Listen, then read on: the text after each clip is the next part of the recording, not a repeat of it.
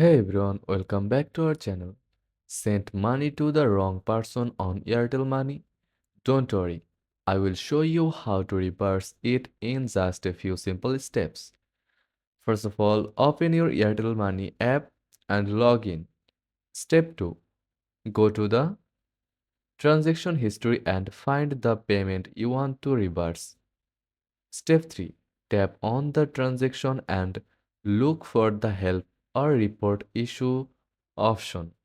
Step 4. Select wrong recipient or dispute transaction. Step 5.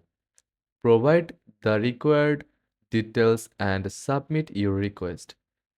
Airtel's customer care will review your case and guide you further. And that's it. Remember, acting quickly increases your chances of reversing the transaction. For more tips, subscribe and hit the bell icon. Thanks for watching.